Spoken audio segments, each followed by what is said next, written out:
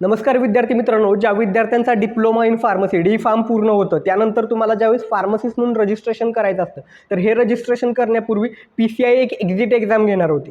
ही exit exam घ्यायची जबाबदारी PCIने कोणाकडे दिली? NBEMS म्हणजेच काय, national board of medical examination. आणि ह्या NBEMSनं मागच्या 3-4 दिवसापूर्वी एक नोटिफिकेशन काढलं. त्यामध्ये सांगितलं काय, या एक्झामची फी किती? 5,900 रुपये, ज्यामध्ये 5,000 एक्झामची फी आणि 900 रुपये GST फी. काय खेळ काय चालवला आहे तुम्ही मला सांगा.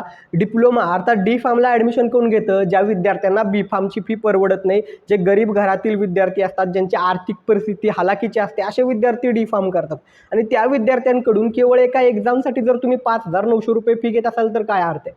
आमच्या महाराष्ट्रामध्ये महाराष्ट्र राज्य औषध व्यवसाय परिषद अर्थात महाराष्ट्र स्टेट फार्मसी काउन्सिल जे की फार्मसीचं रजिस्ट्रेशन करतं, ते 30 वर्षाच्या रजिस्ट्रेशनसाठी केवळ 2,675 रुपये घेतं. आणि तुम्ही या ठिकाणी केवळ एका एक्झामसाठी 5,900 रुपये फी घेताय. काय खेळ चालवला आहे तुम्ही? माझी PCIला विनंती आहे की या एक्झामची फी कमी करावी.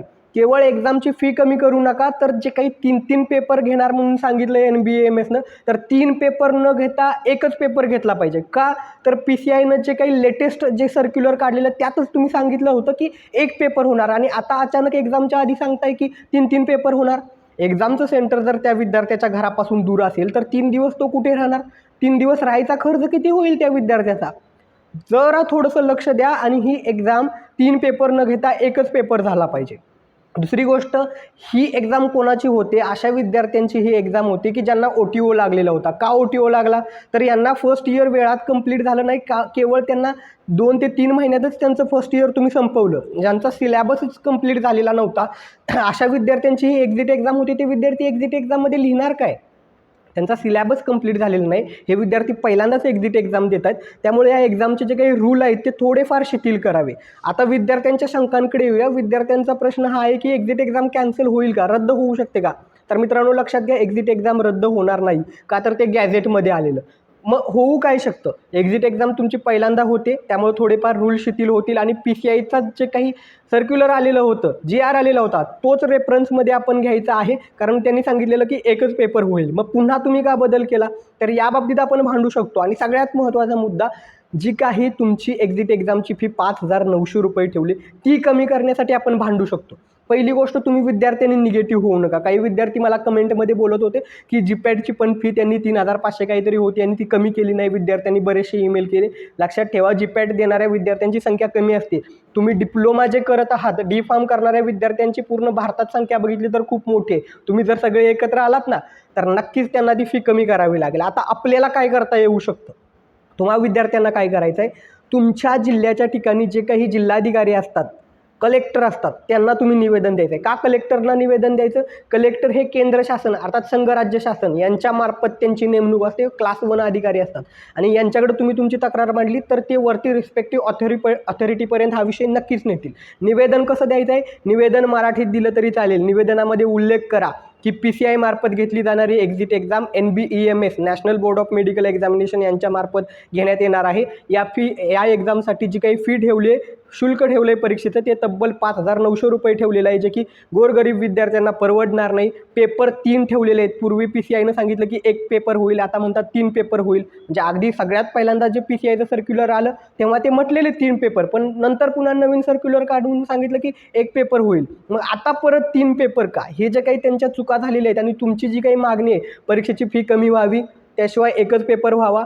आणि थोडंसं अशा विद्यार्थ्यांची ही एक्झाम होते की ज्यांना पूर्ण कालावधी मिळाला नव्हता अभ्यासक्रम पूर्ण करायला, त्यामुळं आम्हाला या परीक्षेमध्ये थोडंसं नियमांमध्ये शिथिलता मिळावी, असं एक मराठीमध्ये निवेदन लिहा.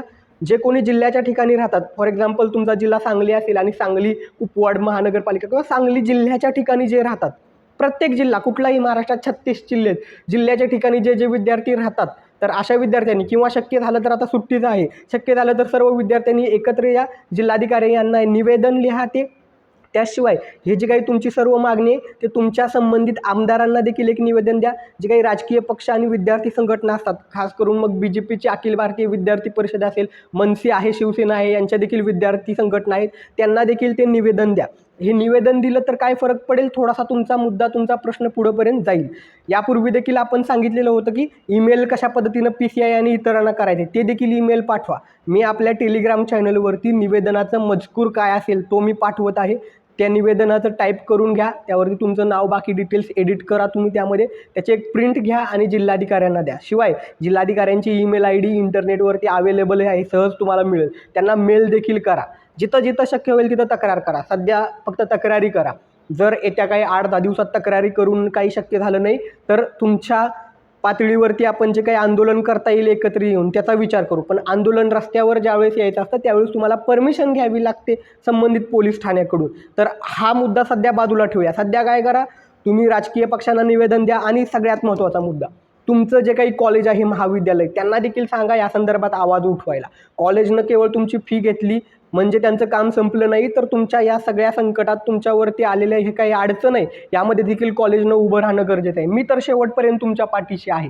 हा व्हिडिओ जास्तीत जास्त सर्व राजकीय पक्ष सगळीकडे शेअर करा, जेणेकरून यावर काहीतरी ऑब्जेक्शन झालं पाहिजे आणि ही फी कमी झाली पाहिजे आणि 3 ऐवजी 1च पेपर झाला पाहिजे.